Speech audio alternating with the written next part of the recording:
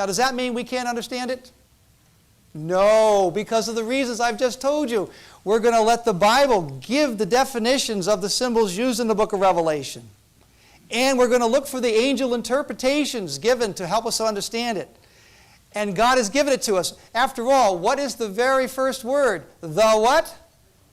Revelation. Right. Not the sealing, not the hiding, but the what? The unveiling, the revealing. Yes, absolutely, absolutely. Now, the next paragraph says, but the symbols need not hinder our understanding. The Bible tells us what they mean in literal language. Listed below are 3 prophetic symbols with the Bible explanation of their literal meaning. Write your understanding of the literal meaning of these symbols in the blanks provided. I'm going to give you 3 examples now of everything I've been talking to you about in terms of letting the Bible interpret itself. Now, I'm going to have you look up something. Daniel chapter 7, verse 23. This, by the way, is an angel interpretation to the prophet Daniel. Daniel has just seen a vision, and he's seen these beasts come up from the sea. He doesn't know what they are. He can only guess. And you and I, when we study the Bible, we can only guess. But we want certainty. And we can get certainty by letting the angel guide us, as he guided Daniel. Thus he said, the 4th beast shall be a what? 4th kingdom on the earth. So what do beasts represent in Bible prophecy? Kingdoms. Now, you can go ahead and say, I don't like the word kingdom. It sounds too big. I want the beast to represent a man. Okay, you're welcome to your opinion. Last I looked, we're in the United States of America. You're welcome to your opinion, right? Would you be correct? Not according to the Bible. So, everybody's welcome to their opinion, but what does the Bible teach?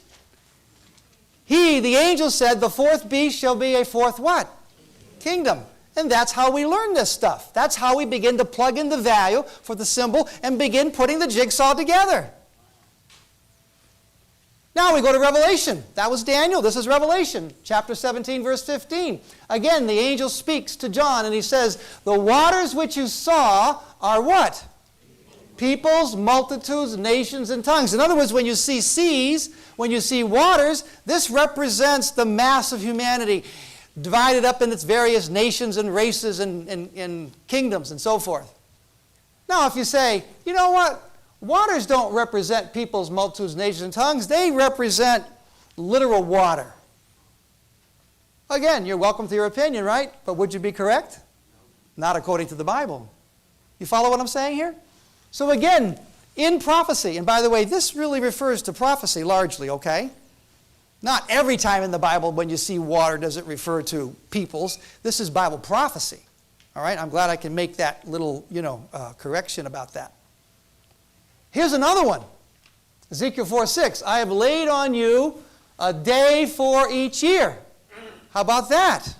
In Bible prophecy, often when you see a day of time in Bible prophecy, it can stand for a what? A literal year.